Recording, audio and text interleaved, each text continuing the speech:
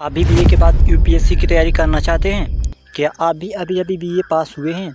क्या आपके दिमाग में है एक आईएएस बनने का सपना? तो आपके लिए यह वीडियो बहुत इम्पोर्टेंट है। जैसा कि इस चैनल पर आपको पता होगा कि इस चैनल पर आपको यूपीएससी से रिलेटेड सभी प्रकार की जानकारी मिलती है। तो आज की इस वीडियो में हम लोग जानेंगे बीए के बाद यूपीएससी की तैयारी कैसे करें। चाहे आप बीए, बीएससी, बीकॉम कुछ भी किए हों, आपका ग्रेजुएशन कंप्लीट है तो आपके लिए यह वीडियो बहुत इम्पोर्टेंट है, क्योंकि इस वीडियो में हम लोग जानेंगे बीए के साथ यूपीएससी की तैयारी कैसे करें, सबसे सही शुरुआत कैसे करें। इसमें कंप्लीट गाइड स्ट्रेटजी आपको बताऊंगा, बिल्कुल जीरो से हम शिखर तक आपको मैं बताऊंगा। तो ड्रीम आईएएस, आपका भी सपना ड्रीम आईएएस बनने का, तो इस चैनल को सब्सक्राइब करके साथ में बेल आइकन को ज़रूर दबा दें, क्योंकि इस चैनल पर ऐसे इम्पोर्टेंट वीडियो आती हैं। तो आपको पता होगा कि मैंने इससे पहले बीए का वीडियो बनाया था, इसमें आप लोगों का बहुत प्यार मिला, तो इसी के बाद आप लोगों के लिए यह वीडियो बना रहा हूँ। बहुत सारे भाइयों का कमेंट आया कि सर एक वीडियो और बनाएं बीए के बाद यूपीएससी की तैयारी कैसे करें। तो इसी में हम लोग इस वीडियो में इसी टॉपिक पर बात करने वाले हैं। इसी में आपको पूरे बिल्कुल जीरो से एकदम एडवांस तक की जानकारी दूंगा, ताकि आपको तैयारी करने में कोई भी दिक्कत ना हो। ठीक, तो चलो वीडियो को स्टार्ट करते हैं। मैं लास्ट में कुछ आपको ऐसा चीज़ बताने वाला हूँ जो आपको पता ही होना चाहिए डेली रूटीन के बारे में। तो सबसे पहले आपके दिमाग में सवाल आ रहा होगा, कहाँ से शुरू करें, मतलब यूपीएससी का तैयारी कहाँ से स्टार्ट करें। तो सबसे पहला पॉइंट है, मैं इसमें आपको 4 पॉइंट बताऊंगा, जो 4 पॉइंट आपके लिए बहुत इंपॉर्टेंट होगा। तो सबसे पहले यूपीएससी सिलेबस को आप लोगों को पता होना चाहिए कि यूपीएससी का सिलेबस क्या है। चाहे वो जीएस प्रीलिम्स का हो, चाहे जीएस मेंस का हो, चाहे वह ऑप्शनल का हो, चाहे एसए का हो, सभी का ऑप्शनल का मतलब सभी का सिलेबस आपको पता होना चाहिए। अगर आप लोग चाहते हैं कि सर ऑप्शनल के मतलब सभी यूपीएससी का सिलेबस के ऊपर वीडियो बनाएं, तो कमेंट में ज़रूर बताइएगा, यूपीएससी सिलेबस के बारे में बताइए। तो मैं इस वीडियो में अगला वीडियो बनाऊंगा तो आप लोगों के लिए सिलेबस के ऊपर वीडियो बनाऊंगा। तो हमारा दूसरा पॉइंट है, एनसीईआरटी से शुरुआत करें। जैसा आप सभी को पता है, यूपीएससी का एग्ज़ाम बहुत बड़ा एग्ज़ाम होता है, लोग कहते हैं, लेकिन अगर आप सही से पढ़ेंगे तो यह एग्ज़ाम बहुत आसान हो जाएगा। तो एनसीईआरटी में 6 से 12 तक की एनसीईआरटी पढ़ना होता है, यह सभी को बताया गया है।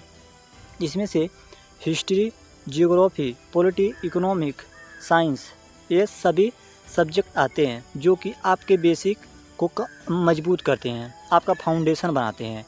ठीक, तो एनसीईआरटी को 2 से 3 घंटे रेगुलर पढ़ाई करना है आप लोगों को। इतना बात आप लोगों को क्लियर हुआ। पहले स्टेप में यूपीएससी का सिलेबस देखना है आप लोगों को, चाहे वह प्री का हो चाहे वह मेंस का हो। इसके बाद में आपको दूसरे स्टेप में एनसीईआरटी को पढ़ना है। अगर आपका एनसीईआरटी कंप्लीट है तो आप इसको स्किप कर सकते हैं और आप एडवांस लेवल की बुक पढ़ सकते हैं। इतना बात आपको समझ में आया? आशा है आपको समझ में आया होगा। समझ में आया तो थम्स अप जरूर भेजिएगा। हम लोग देखते हैं पॉइंट नंबर 3, डेली न्यूज़पेपर पढ़ें। न्यूज़पेपर रोज़ आपको पढ़ना है। ठीक, अभी मैं आपको लास्ट में ऐसा बताऊंगा टाइम टेबल जो आप सभी के लिए सूटेबल होगा, आप सभी इसको फॉलो कर सकते हैं। ठीक, न्यूज़पेपर की बात करें तो द हिंदू या इंडियन एक्सप्रेस आप पढ़ सकते हैं। और जो भी न्यूज़पेपर पढ़ें आप लोग, इसका नोट्स ज़रूर बनाएं। नोट्स नहीं बनाया तो आप लोगों को पहले आप लोगों को बेसिक कंप्लीट होना चाहिए, जैसे एनसीईआरटी, क्योंकि जो आप एनसीईआरटी कंप्लीट कर लेंगे तो इसी से रिलेटेड सभी प्रकार की जो जानकारियाँ होती हैं इसी सब सब्जेक्ट से आती हैं। इसमें न्यूज़पेपर में क्या जानकारी होती है, पॉलिटिकल से रिलेटेड, जियोग्राफी से रिलेटेड, इकोनॉमी से रिलेटेड, यही सब मतलब पेपर में दिया होता है कि किस देश में क्या चल रहा है। और मंथली करंट अफेयर को फॉलो ज़रूर करिएगा। मंथली करंट अफेयर को एक बार यूट्यूब पे ऐसे बहुत सारी वेबसाइट मतलब यूट्यूब चैनल बना दिया गया है जिसमें आप जाकर इसको सीख सकते हैं। पॉइंट नंबर 4 में बात करेंगे PYQ, पास्ट ईयर क्वेश्चन देखें। यूपीएससी के पिछले साल के जो क्वेश्चन पेपर हैं इसको आप लोगों को देखना होगा। अगर आप लोग चाहते हैं इसका PDF मैं आप लोगों को दे दूं तो इस कमेंट बॉक्स में आप लोग PYQ दें, इसके कमेंट करेंगे तो मैं आपको टेलीग्राम चैनल पर इस सभी PDF डाउनलोड करके दे दूंगा, ताकि आप लोगों को ज़्यादा इधर उधर ढूंढने की ज़रूरत ना पड़े। PYQ को जो मैं आपको PDF दूंगा आप इसको एनालाइज़ करिएगा, कि मतलब आप लोग कहेंगे एनालाइज़ करके बताइए तो मैं एनालाइज़ भी करके बता दूंगा। ठीक, पहले स्टेप में हम लोगों को क्या करना था, समझ में आया? दूसरे स्टेप में पहले स्टेप में सिलेबस देखना था, दूसरे में NCERT पढ़ना था, तीसरे में न्यूज़पेपर पढ़ना है, चौथे में PYQ past year question UPSC का जो पिछले साल का पेपर है, इसको आप लोगों को अच्छे से देखना होगा। अब हम लोग बात करते हैं। आशा है अगर आप लोगों को समझ में आया होगा तो एक हार्ट ज़रूर भेजिएगा, एक दिल भेजिएगा रेड कलर का, ठीक। ऑप्शनल सब्जेक्ट को मैं बताऊं तो इसके ऊपर मैंने एक वीडियो बनाया है जो कि आपके रैंक को वह बहुत टॉप लेवल के रैंक में आप शामिल हो सकते हैं। ऑप्शनल सब्जेक्ट जैसा आप सभी को पता है 500 अंक का होता है, वह आपके लिए गेम चेंजर हो सकता है क्योंकि वह 500 अंक सिर्फ एक ही सब्जेक्ट से मिलता है। जैसा कि आप इसका सिलेबस आप लोग जाकर एक बार बता दूं, मैं इसके सिलेबस के ऊपर मैं वीडियो बनाऊंगा तो आप लोगों को और अच्छी तरीके से समझाऊंगा। यूट्यूब पर मतलब इस चैनल पर अभी ऐसी बहुत सारी वीडियो हैं ऑप्शनल के ऊपर या UPSC सिलेबस के ऊपर, इसको एक बार जाकर जरूर चेक कर लीजिएगा। BA में जो सब्जेक्ट पढ़े हो उसी को चुनें, चाहे आप BA BSc BCom में कोई भी सब्जेक्ट पढ़े हैं जिसमें आपका इंटरेस्ट हो तो आप लोग इसको चुन सकते हैं। मैंने इस वीडियो में बताया था ऑप्शनल वाले वीडियो में, इसीलिए मैं कह रहा हूँ इस वीडियो को जाकर जरूर देख लीजिएगा। इसमें मैंने बताया था आप लोगों का सबसे बेस्ट कौन सा ऑप्शनल है।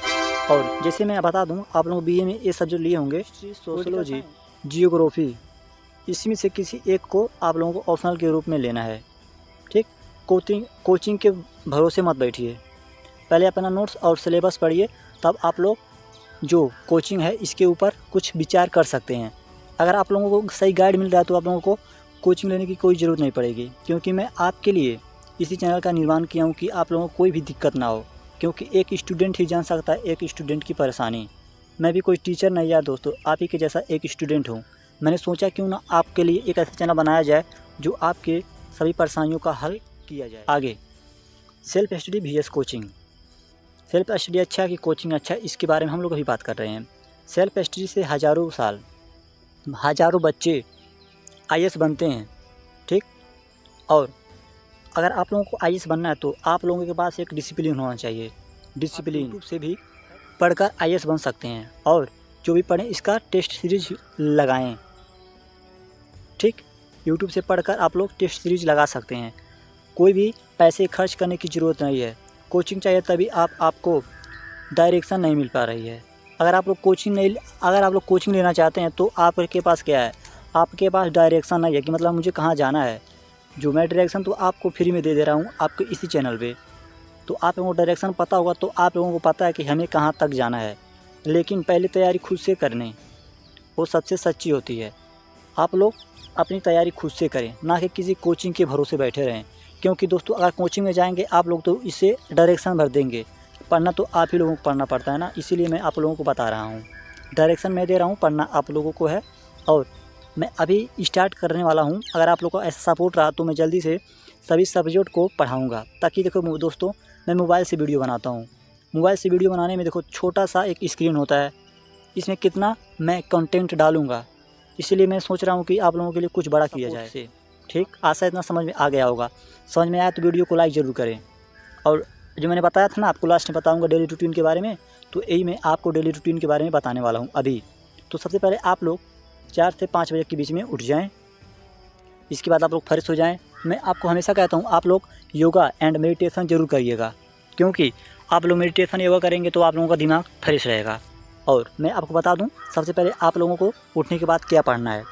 7 से 9 बजे के बीच में आप लोगों को NCERT पढ़ना है। अगर आप लोगों का NCERT कंप्लीट है तो आप लोग स्टैंडर्ड बुक को भी पढ़ सकते हैं, ठीक। सबसे पहले 7 से 9 बजे तक NCERT, इसके बाद स्टैंडर्ड बुक। अगर आपका NCERT कंप्लीट है तो, अगर आपका कंप्लीट है तो सबसे पहले आप लोग NCERT को पढ़िए 10 से 11। तो सबसे पहले दोस्तों मैं आपको एक बात क्लियर कर दूँ, जो न्यूज़पेपर है इसको आप लोगों को मॉर्निंग में नहीं पढ़ना है। सबसे पहले आपको न्यूज़पेपर नहीं पढ़ना है। आपको न्यूज़पेपर कब पढ़ना है, आप लंच के बाद न्यूज़पेपर पढ़ सकते हैं। जैसे 10 से 11 बजे के बीच में आप लोग न्यूज़पेपर पढ़ें और इसका नोट्स बनाएं। इतना बात आप लोगों को क्लियर हुआ। आप लोगों को उठते ही न्यूज़पेपर नहीं पढ़ना है, आप लोगों को NCERT पढ़ना है, देन उसके बाद आप लोगों को न्यूज़पेपर पढ़ना है। और आप लोग इसको अपने अपने तरीके से मैनेज कर सकते हैं। बस मैं आप लोगों को एक डायरेक्शन दे रहा हूँ कि आप लोगों को 2 से 4 बजे के बीच में आप लोग ऑप्शनल सब्जेक्ट को तैयारी करें, क्योंकि optional subject then most important है। देन 6 से 8 बजे के बाद रिवीजन प्लस आंसर राइटिंग की प्रैक्टिस करें। अगर आप लोगों का भी NCERT कंप्लीट नहीं है तो आप लोग आंसर राइटिंग को भी स्किप कर सकते हैं, क्योंकि आप लोग पढ़ेंगे तभी आप लोग आंसर राइटिंग कर सकते हैं। कोई टॉपिक पता होगा तभी आप लोगों को कोई भी टॉपिक समझ में आएगा कि किसमें क्या लिखना होता है। अगर आप लोगों का एनसीईआरटी कंप्लीट है तो आप लोग कहेंगे सर आंसर राइटिंग की प्रैक्टिस कहाँ से करें, तो मैं आप लोगों को बता दूं आंसर राइटिंग की प्रैक्टिस आप लोगों को जो यूपीएससी का पीवाईक्यू होता है, पीवाईक्यू इसका पीडीएफ मैं आपको टेलीग्राम पे दे दूंगा। अगर आप लोग कमेंट करेंगे कि पीवाईक्यू, तो मैं आपको 10 साल का जो यूपीएससी में पूछा गया है इसका पीडीएफ दे दूंगा। तो आप लोग इसी के मतलब जो क्वेश्चन दिया रहेगा इसमें आप एक क्वेश्चन ले लीजिएगा, इसी के ऊपर आप लोग आंसर राइटिंग की प्रैक्टिस कर सकते हैं। इतना बात आप लोगों को क्लियर हुआ तो लाइक का बटन ज़रूर दबाइएगा। और संडे के दिन आप लोगों को पढ़ना होना कुछ नहीं है, बस आपको जो हफ्ते में जो जितना भी पढ़े हैं आप लोगों को वीकली रिवीजन करना है। हफ्ते में आप जितना भी पढ़े हैं आप लोगों को रिवीजन करना है, प्लस एक मॉक टेस्ट देना है। इतना बात आप लोगों को समझ में आया तो वीडियो को लाइक, चैनल को सब्सक्राइब करके यस जरूर लिखिएगा, हाँ सर समझ में आया।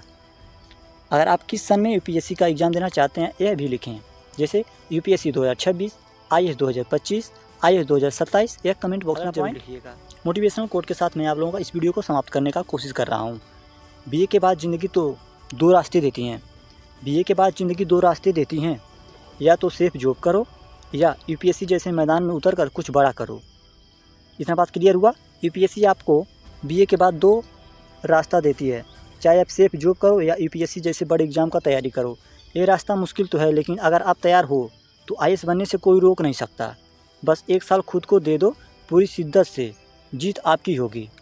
आशा है आप लोगों को वीडियो पसंद आया होगा। पसंद आया तो वीडियो को लाइक और चैनल को सब्सक्राइब जरूर करिएगा। ऐसे अपने दोस्तों के साथ शेयर वीडियो जरूर करिएगा जो बीए के साथ यूपीएससी की तैयारी करना चाहते हैं और बीए के बाद भी यूपीएससी की तैयारी करना चाहते हैं, ग्रेजुएशन के बाद यूपीएससी की तैयारी करना चाहते हैं, तो ये वीडियो इनके लिए बहुत इंपॉर्टेंट है।